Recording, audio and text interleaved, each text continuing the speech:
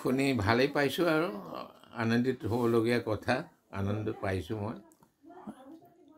আৰু বহু বছৰৰ পৰা আপুনি যিহেতু সাহিত্য তথা নেপালী সংস্কৃতিৰ ওপৰত অৱদান আগবঢ়াই আছে, বিভিন্ন ঠাইতো আপোনাক পুৰস্কৃতও কৰিছে বা সন্মানো পাইছে। এই সন্মানটোৱে আপোনাক কেনেধৰণে আৰু আগুৱাই নিয়াত হেৰি কৰিব?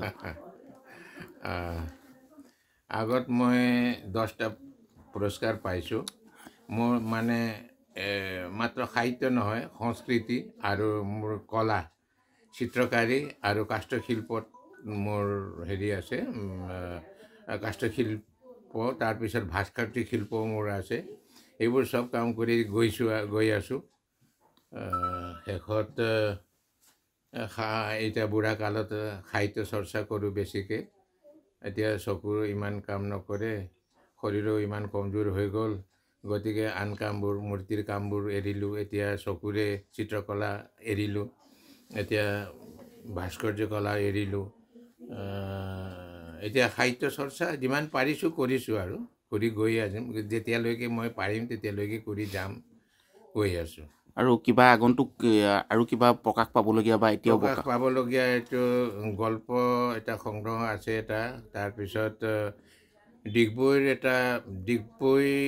ডিগবৈৰ জন্ম কেনেকৈ হ'ল, কেনেকৈ হ'ল ডিগবৈত, তাত বাহিৰৰ পৰা কেনেকৈ মানুহ আহিল, ডিগবৈত নেপালী মানুহৰ আগমন আৰু তাৰ নেপালী সমাজৰ এটা বুৰঞ্জীমূলক কিতাপ লিখিছোঁ। এইটো বিষ্ণু মন্দিৰ, ডিগবৈ নেপালী বিষ্ণু মন্দিৰে প্ৰকাশ কৰিব। তেওঁবিলাকৰ হাতত আছে এই পাণ্ডুলিপি। আৰু এটা কবিতা সংগ্ৰহ আছে, সেইটো আছে। তাৰপিছত গীত সংগ্ৰহো আছে। 3-4টা আৰু dictionary, Nepali to Nepali dictionary আজিলৈকে হোৱা নাই। সেই কিতাপখন সম্পাদন কৰি শেষ কৰি থৈ আছোঁ। এতিয়া গোৰ্খা ডেভেলপমেণ্ট কাউন্সিলে ছপাই দিম বুলি কৈছে। যদি ইহঁতি নোৱাৰে, আকৌ নেপালী সাহিত্য সভাই ছপাই দিম বুলি এইমাত্ৰ খবৰ পালোঁ মই। তেনেকৈ চলি আছে।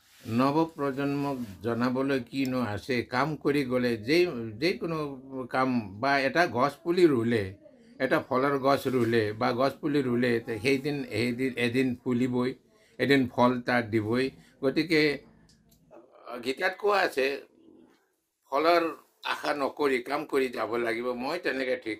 মই আজি পুৰস্কাৰ মই পালোঁ, যদিও মই আজি সুখ অনুভৱ কৰিছোঁ, কিন্তু মই পুৰস্কাৰৰ কাৰণে লিখা নাই। মই নেপালী সমাজৰ, নেপালী ভাষা সাহিত্য, লোক সংস্কৃতি, লোক সাহিত্য এই লোপ হৈ গৈ আছে। মাত্ৰ নেপালী ভাষাৰ নহয়, অসমীয়া ভাষাতে হওক, বাংলা ভাষাতে হওক বা সংস্কৃতিতে হওক, সকলো মানে গোষ্ঠীৰ যিটো মানে লোক সংস্কৃতি, লোক সাহিত্য, এইটো লাহে লাহে মানে আঁতৰি গৈ আছে আমাৰ পৰা। গতিকে এইবোৰ ভালদৰে চলি থাকক বুলি মই এইবোৰ চেষ্টা চলাই আছোঁ, লিখিছোঁ। সেইকাৰণে এই লোক সংস্কৃতিৰ, লোক সাহিত্য কিতাপখন লিখিছিলোঁ, আজি পুৰস্কৃত হ'ল। মই পুৰস্কাৰ পাবৰ কাৰণে মই লিখা নাই, মোৰ সমাজৰ কাৰণে লিখিছোঁ, জাতিৰ কাৰণে লিখিছোঁ, কৰিছিলোঁ। যেনেকৈ ইয়াত আহি বিদ্যালয় খুলিলোঁ, ঠিক তেনেকৈ আমি নিজেই খোলা স্কুলত মই চাকৰি কৰিলোঁ। চাকৰি কৰি সেইটো স্কুল আকৌ চৰকাৰী হ'ল। চৰকাৰৰ পৰা মানে এইটো চৰকাৰী হোৱাৰ পিছত মই তাতেই এপইণ্টমেণ্ট পালোঁ।